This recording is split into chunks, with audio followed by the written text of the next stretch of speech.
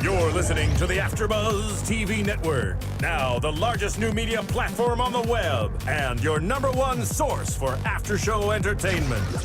Very good, Gene. Johnson.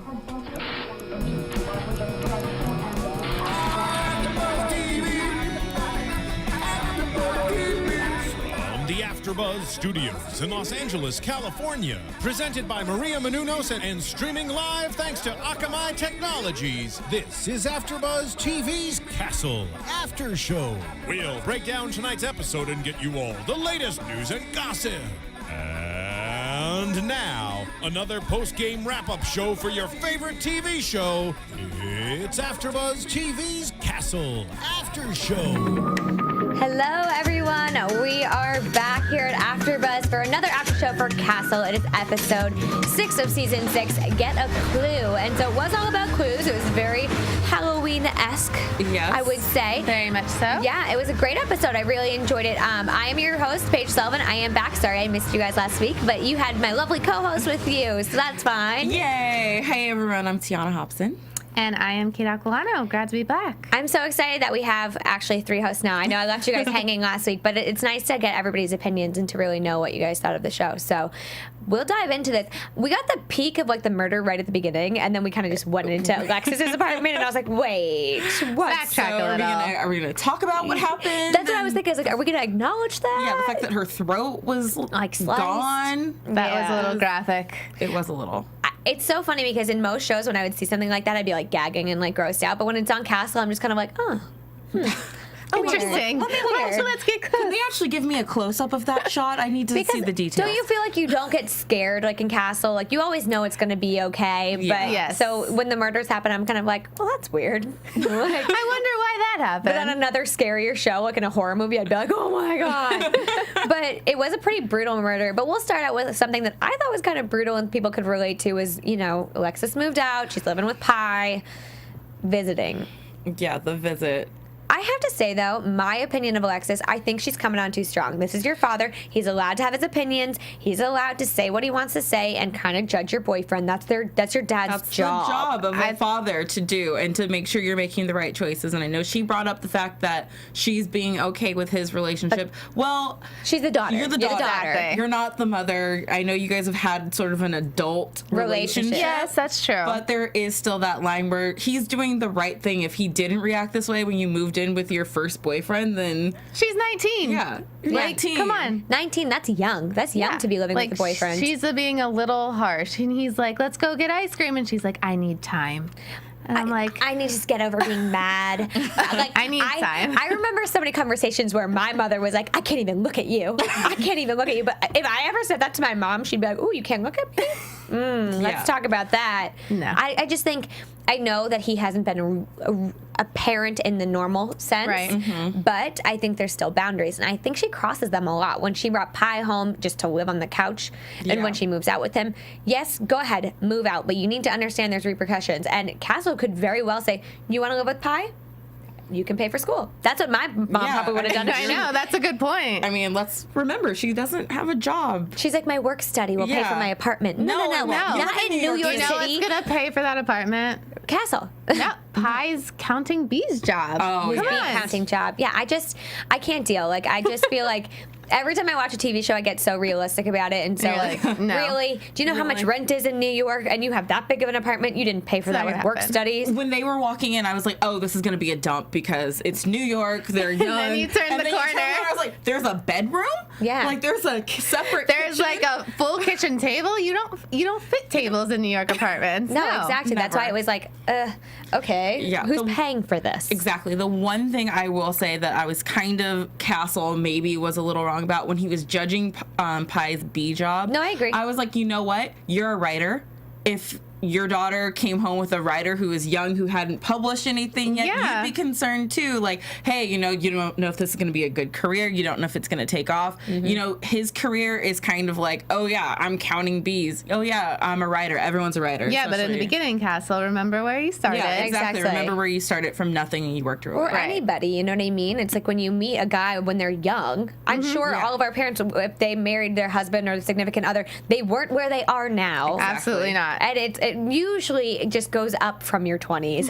Hopefully. Hopefully. That's what I keep telling myself, so I don't feel so bad about that. I mean, maybe one day Pi will be head B counter, and he has dreams, life will guys. be set. Yeah, but fine. you figure, he's a young guy. Alexis is young. They're in college. They're not supposed to know what they're doing or what they're being. And if it was Alexis counting bees, I'm sure he'd be like, oh, that's weird, but whatever, do it because I have the money to support you and you're going to college and I'm good with that. But he just doesn't like Pi. But I did like how Beckett said exactly what you said. She goes, Castle, who do you think you were? Like, what do you think you were? Right. I don't know. Good point. But I think there's, it's a balancing act between parents, and especially they have a weird relationship. But I love how his mom came into his office and was like, if you don't work this out, you're going to lose her from your life. I'm like, this is a little bit dramatic. Like, she just moved out. We're not separating. Like, yeah, because the second the breakup happens, she's coming home. So Exactly. I think it's just one of those things. Like, there's been so many times in every teenager's life and college student's life where you fight with your parents and you have disagreements and you get mad and whatnot. But it usually works itself out, especially things like this about boyfriends and school. I mean, Castle's biggest thing is just they barely know each other. They don't know how long this is going to last. They're 19. They're young. I know some people do find their true loves and stay with people from 19 and up, but the chances of Pi being the one are slim. And until Castle gets a chance to actually see them as a couple and it gets used to it, then, he can be okay with it. That's but the thing, Like, he's just a stranger who came and was crashing on their couch, and now he lives with his daughter. And he came on strong, too. That's the thing. Like, he came on strong. Pi didn't kind of, bide his time. He threw himself at Castle, which I think is hard for Castle to deal with, but it's just who Pi is. That's his personality. He's like all in. Martha loves it. She's like, ooh, I got smoothies. Smoothies in the morning. I'm looking young. Yeah, she loves it.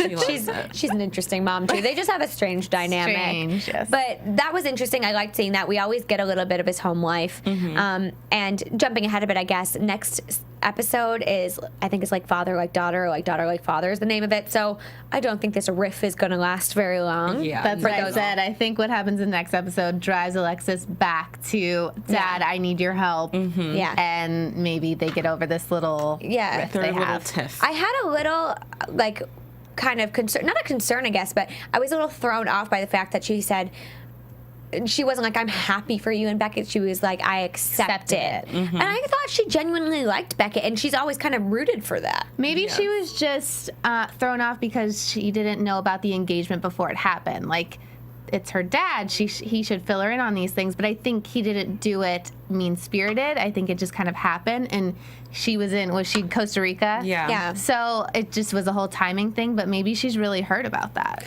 I think she is, but I think it's strange that the way she said it. Right. I was just kind of like, oh, we haven't heard anything about this. There hasn't been any talk hints, of it. Hints towards it. Yeah, I think it just goes back to, I mean, at least she's seen her dad and Beckett as a couple for years. That's true. and she knows this person and is used to it. So it is easier for her to accept Beckett as a part of their lives more so than it is for her dad, who just is a stranger, just came into town, and now you're living with my daughter. I mean, we don't know anything about Pi. He could be a serial killer. He could be, he could be a part of one of these cases. Yes, exactly. Happen. And that's probably what's going through Castle's head because he's a good dad. Yeah, I just think he's a good dad. I think it's just normal stuff. I just didn't like how she came about everything. Yeah, she came on I didn't either. She It was came very out harsh. catty, especially towards your dad. I mean, he's done so much for her. She lives the dream. That girl's traveling. She's going to college. She's living rent free. I mean, I would love that life. Living the dream. Living the dream. Too bad Castle isn't real. But anyways, we'll jump into the murder. So he says he needs a murder to take his mind off everything, and he gets like the murder of his dreams. It's like a Castle's dream. And I feel like this whole season's been like that because last episode was the time traveling one and all these things. He loved that. It's like, oh my goodness, like they're just feeding him to you. I mean, he's having the best luck with murders in New York City right now. Yeah, but so and the fact that they all come to his precinct. I mean, what are lucky the chances? Lucky catch. And he's not even on the payroll. I mean, good for you, Castle. But no, so it's Susanna. We find her in an alley, and she's been murdered.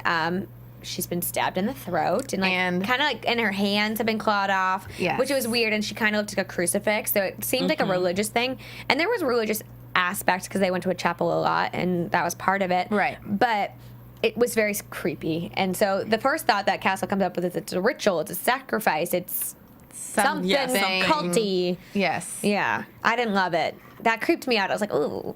That stuff is a little creepy. And they even reference Da Vinci Code in it. Like, you're thinking, like, oh, this is just like Da Vinci Code. Well, yes, that came to their mind as well. Yeah, and then they're like, oh, National Treasure. Oh, there's that one. There are so many. There was. So, but we always have a list of possible suspects, I guess. But we have Susanna, and we first get introduced to her cousin. Right. And I think his name was Henry. Yep, Henry. And so he's her only family. And I didn't suspect him.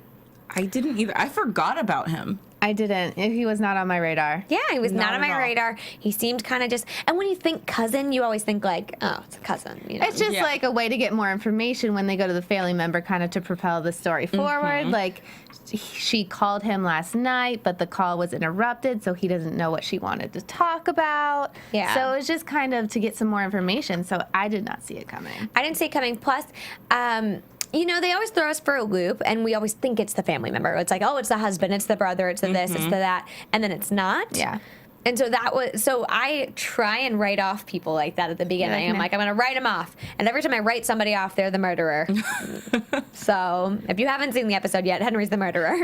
Sorry. Sorry. But yeah, so he gives them a little bit of a history, but he doesn't say anything too much that gives us any hint into like what she's been doing or her life.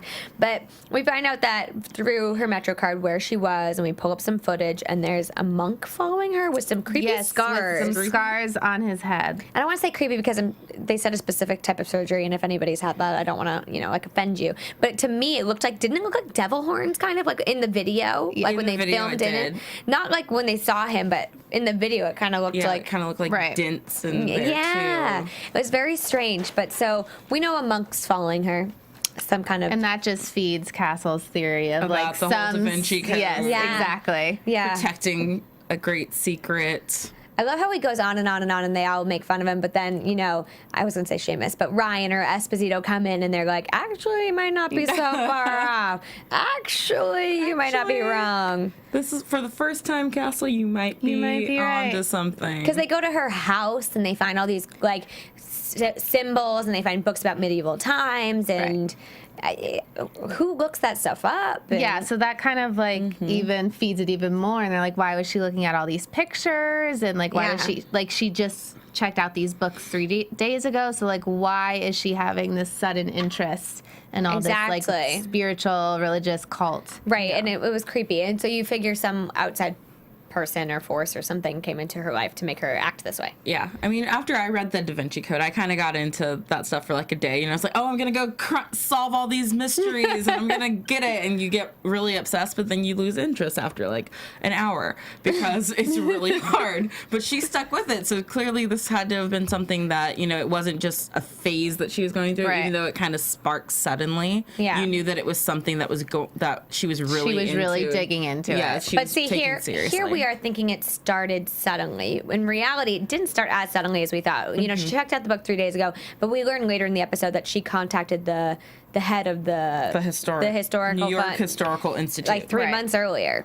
So she's been digging for a while. And then how does she get in touch with the professor? She, I think, just finds out because she probably Googled. She just Googled him for information. But when we go to the professor, we get the letter that is from Theodore Rose. We think it's from Theodore Rose. Right. And so that's like a big part of where the clues come from that propel the episode even further. Right. And so he was helpful. I pinned him for the murderer. I had a whole theory about how he was the murderer. Yeah. The whole time. How it was just a game at first, but if it's just a game that she was playing, why would she go to a professor over, like some clues? And so he realized that she was onto something and came back and killed her. I was so mad that it wasn't the professor. It's not nice. I wish you'd been the murderer. You always want to be right. I wanted you to be pick right. It out. It's not a game of clue. These are people's lives, Tiona. I haven't figured out a single case so far this season. But that makes it good. Because when it's predictable, you don't want to watch I never figure it out. I'm awful at Castle guessing games. I'm the worst. We're going to keep track now. We should we'll keep a tally and let you guys know who wins. Exactly. But so she talks to Professor. I only wrote Professor Jason. I forgot his last name. But he was the expert in ancient different languages and symbols and all those things. And so when he finds out she's dead, he's kind of shocked. And, and I did pin him, and I just pinned him just because it just seemed like he would be the one. Motive. Yeah, he had the motive. But he talks about, like rare coins and things that had been hidden throughout history and all of these things and where the symbols could be found. And Castle seems to know a lot. Doesn't Castle seem to know a lot about this stuff? All of a sudden he knows Latin? Well, he's a writer. He reads the last line, and I'm like, oh, enough to just be like, should I just know Latin? Yeah, it's weird. I don't know. He was very into it, and even just with they said something about, I don't remember what it was, but it was somebody's name. He's like, yeah, this was so and so, and he did this, and it's like, how do you know? And even putting together the heavens and all the clues. Yeah, he was just very quick about. He was everything. like Nicolas Cage and National Treasure. Yeah, but I mean that's also how Castle's brain works. He's just one of those guys who knows all this sometimes useless knowledge, but then it comes in handy in a crunch. Yeah, it did come in pretty handy. It could have been a disaster at one point, but it came in handy. But so we're going through all these possible suspects. We have the cousin, we have the monk. Turns out the monk has an alibi. He didn't do it. He was following her to protect her because somebody came and yelled at her or was asking questions about her and seemed angry, so he went to kind of protect her. Right. She gets in a cab. She hangs out for 45 minutes and gets back out. Mm-hmm. It's all over the place. This whole episode, it's so what is this girl doing? And so she keeps going back to this church. It's the chapel. Yeah, and so she keeps going back. But we're trying to figure out these clues, and Castle's reading the letter, and he finds out he remembers this blacksmith place, and they go there, and that was a fun scene watching him so sword fight, thinking he's really protecting himself. I was like, Castle, when did you learn to sword fight? And then you realize it's an actor, and they're play swords, and there was no danger whatsoever. And I'm like, yeah, you really can't protect yourself at all. I love how he feels so empowered, he's like, he believes you don't know about me, I'm really good at this. He's like, oh, you're really good too. It's like, yeah, well, this is an example of rich people having too much money and too much time. Yeah, because clearly Castle has been taking fencing lessons. Well, even in the beginning, when he entered the blacksmith, there was swords, and he's like, I have that. I need that. Want that. And it's just just what rich people would say when they walk into a sword shop. It's funny because, you say rich people, and in most shows we're like, ugh, God, that rich family or that rich guy. Mm-hmm. But in this, you just love him. You're like, oh, well, Because he's the crazy, outlandish millionaire, but you still want to be his friend. Right. Right. I don't think he ever had any hopes of being a millionaire. You know what I mean? He just wanted to be a writer. Exactly. So, but we're going through the steps, and we're finding all of these, symbols. So we first found a symbol at the chapel by the prayer candles, and then we saw the little heaven and earth thing and ashes, heaven and ashes. Right. And then at the blacksmith, we get another symbol, which was legitimately there. Yes. And so that was a real thing. So while it seems like it's all a game, it's not. Yeah. So we find out it's a scavenger hunt. Yeah, it's a fundraiser for the New York Historical Institute. So the actor who's like, no, Castle, there's a script. I'm an actor. Yeah. They get him in contact with the guy at the New York, Historic Institute. Right. And that's when we find out this whole thing is a scavenger hunt to raise money. It's all fake. Yes. So we think. And it's just like a game. Can I just say, I didn't even write down that guy's name. Mr. Burns. That's how, out of it, I just did. That's how much she thought the professor was the murderer. I don't need to know anyone else's name right now because it's the professor. One track mind. One track. But that's like Castle. Castle was so into finding these clues and not giving up that he just making it real. He made it happen. He was like, no. This we're is how gonna it's find gonna this be, out. okay? Yeah, exactly. My question. Well, I guess that's jumping ahead. I'll go back to that after. But I have a question for Castle. But we find out that the letter was fake. Yes, those are real symbols, but it's just a historical thing. It's a fun scavenger hunt. Right. Okay, I don't get it. Why? No offense, but who's participating in that? And you only win $2,500, whereas he said almost everybody paid that much to get there. Yeah. But New York hotels are expensive. New York, everything's expensive. I don't understand. McDonald's is expensive in New York. Yeah. Is it? Yeah, in Times Square at least. Yeah, hey, girl. Through the game, we get in touch with the company that set up the Games Ultra. Games Ultra event planning. And that leads us to the guy who was following Susanna in the beginning because they have pictures of all the contestants. Tom Stevens. was his name, or what they thought his name was. Fake name. And he paid with a cashier's check, so we can't figure out who he is.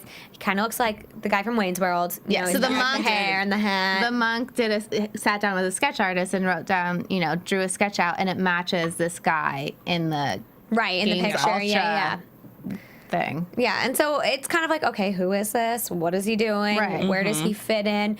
But then, luckily for us, I think it would have been a dead end had Castle not been so intent on working this out. Yeah. He's on his little product placement iPad or whatever it was, and, he does a sketch thing, whatever that is. And Which I thought that I was like, the cool what are you part. doing? He traces the outline and then moved. I was like, oh my gosh, it's unlocked. I thought that was the clue, but like his clearly- computer clearly apparently just knew. I was like, I don't have that app. Where does that? Where does one find that app? I'm sure we could find out on abc.com or something. But he kind of figures out it's a puzzle. All of these pieces fit together. Right. In a shape. It's kind of just like a weird circle-y shape. You know what I mean?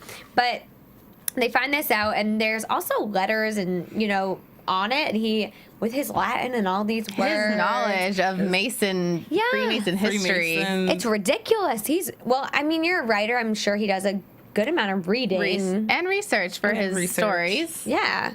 And so, but it brings us back, back to the chapel. Back to the chapel where we see the symbol and we kind of try and work out what's happening, and we come up with mouth. And so he sticks his hand in the mouth, which, you never do that. I knew he was going to figure out. You did? I knew it. Well, once he did it, I was like, put yeah. your hand in there, you got to do it. But what if there really was something in there? Like, I would never put my hand in there. No, never. I'm afraid of it. You put a walking stick. Yeah, down it's going to and lock, clamping. and then you're going to be And then stuck there chop your forever. hands out. Yeah. Yeah. No, you have to stick a stick in first. I feel Test like it. yeah, you Test it test out. it. But so he opens a door to like a tomb kind of thing. Yes. Which I was like, okay, so it's Da Vinci Code. There's Jesus's wife buried underneath the stars, and no, it was a bunch of dimes. But there was also a dead person, or somebody was killed in there. So she was murdered in there. Yeah. You automatically see her blood and, the crime scene, which they're like, okay, well, we have officially found where she was murdered, Right. which is sad and scary and, but you look over it because we're looking for other things. But so he's just putting these things together, and it's just so weird to me that he's like, it's so easy for him. It just comes to him. And it's so quick. Yeah, and they I had not heard the word sarcophagus since like middle school. I was like, oh my goodness, I forgot about that. I genuinely I don't even did. know if I heard that word in middle school. I'm just like, I feel like that's Yeah. what the mummies were buried in, a sarcophagus or something. oh. See? Knowledge Did from they Paige. even say who was buried in Well, there? nobody was buried in there. No one. So it was That's just the a whole fake thing. out tomb? Well, that's the whole thing. Well, remember they were saying that people like hid things, like Yeah. they all hid things. So it was a fake out tomb. They hid the dimes there. Yes. So These kind of- very, very expensive dimes. But so she was trying to like claw into it. Apparently, they're like somebody was trying to get into Yeah. this. Right. Where he figured out how to do it with the earth and the spinning. And then it's like Indiana Jones. He's pulling the money off, and they get locked in the tomb. You always have to replace the weight. I mean, if You should Indiana know Jones has this. taught us anything, you got to be quick-handed. Quick. And replace it. And then you got to run away from the big thing Boulder, that follows yeah, you. yeah. Yeah. But I did, even though I didn't think they would be stuck for very long, it still gave me anxiety. I'm like, how are they going to get out of this stone I thought it was tomb? going to be like the icebox episode where they were stuck in the icebox for like days. Yeah. I was like, no, we can't can't do happen this. again. I was like, this can't happen I again. was hoping there was a secret passage that led Really? them through the sewers. Well, there was a could work. secret passage in the cell phone towers, and they got out. They got some service. But they got out, and they thought, didn't they initially think it was Mr. Burns who Yes. did it? Yeah. But he did not. But he did lie. And so he did saw her lie. 3 months earlier. Also, the letter was based off of a real letter because And- he wanted to know. What a greedy little man. He puts Yeah. together a fundraiser for his own he benefit. couldn't figure it out. And we find out that Susanna, the victim, is a direct descendant of Theodore Rose, so Yes. that's why he was so interested in her, because it was her family's history. Right, which her last name was Richardson, so it was kind of hard to like. We never would have put that together. Right. Yeah. And so obviously, once we hear that, it's like, a family. oh, that brother or cousin we never Cousin, thought about. Oh, wait, she did have someone come claim her body, huh? And he Forgot was about him. he was not very like He didn't feel remorseful. bad. He's like, No. my mother's in a home and I don't make a lot of money. It's like, yeah, Yeah, don't half the kill world. your cousin. But my thing was, she did all the work, so why did you feel that you were entitled to some of these figure dimes? out, how she if he had been like, hey, let's partner up and find it, and then you do whatever you want with your half of it, and I'm gonna take mine and Like, no, make a better life it's for my mine. mom and our family. Yeah. Well, that's cool. But she did everything, and then you came in after she said, I found it, and you want to dictate what happened. And I feel like she seemed like a nice person from the tidbits we learned about her. Like, I feel like she would have, even Castle said one coin went for 1.5 million. So good. you figure they're worth a crazy amount of money. All you need is one. Yes. I'm sure she To would make have a given better you life for his one. mom and Yeah, him. they make a point to say that she, was a big history buff and she was going to donate all of them because it was a part of history.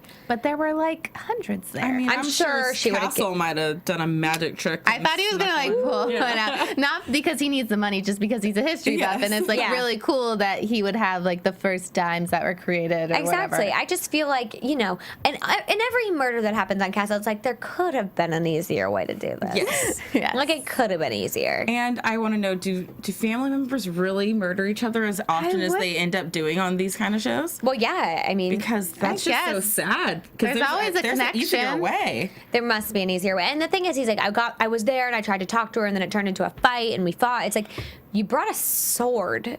Or was the sword Maybe the in sword there? was there. The sword was in there. Either way, And- who uses swords? It's 2013. Who just Apparently, like Castle is very into swords, but that's another. But that's Castle. That's Castle. But he also even had the mindset of a killer. You know what I mean? Because he killed He her, got rid and then of he this- gouged her hands out so nobody would know what she had found and was looking for. Right. Yeah. That's what blew my mind. He also didn't take the money. So did he?